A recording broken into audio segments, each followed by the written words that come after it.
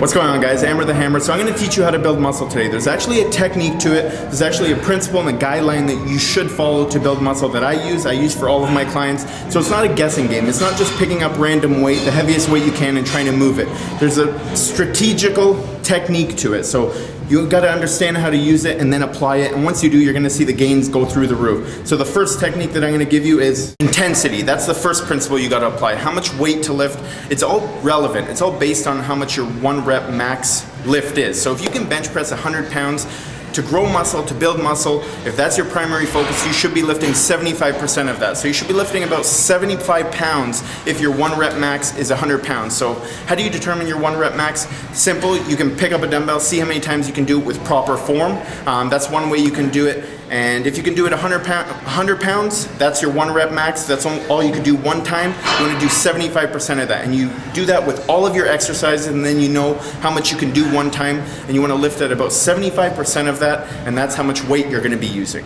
Reps. You're going to do 8 to 10 reps for a compound exercise, such as your bench press, such as your squats. 8 to 10 repetitions. Compound exercises are exercises that use more than one muscle group. So you're using a combination. If you're doing a bench press, you're probably using your shoulders, your triceps, your chest to get that movement up. So you're going to do 8 to 10 repetitions for any of those compound exercises.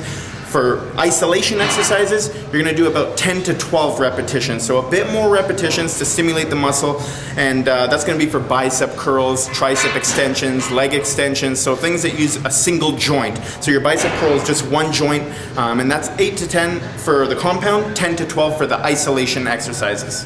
Rest. So how much should you be resting? I'm going to say that you rest 60 to 90 seconds in between each set, each exercise. Why is that?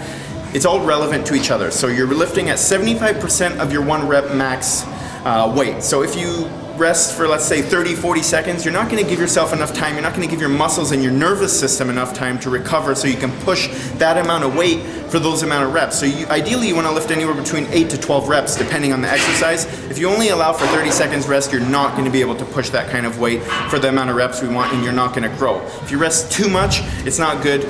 Your heart rate's going down, and you're not going to produce as much growth hormone in your body. So growth hormone's ideal for building and preserving lean muscle mass, burning fat, and we want to produce that throughout our workouts by keeping the rest period as short as possible, but enough time so that you can push that amount of weight to put tension on the muscle. So the next tip, time under tension. So what does that mean? It's being able to put tension on your muscle for a period of time. So the period of time we want to place tension on your muscle is anywhere between 50 to 70 seconds. How do we do that? Well, we focus on the tempo of the lift. The tempo should be about 3 seconds on the way down, the eccentric portion if you're doing a bicep curl, 2 seconds on the way up.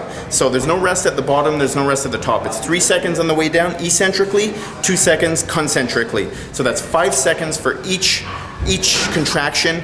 If we do 12 reps, that's 60 seconds. 5 times 12 is 60 seconds, and that's the average of where you want to be around. So we want to have time under tension for growth at about 60 seconds.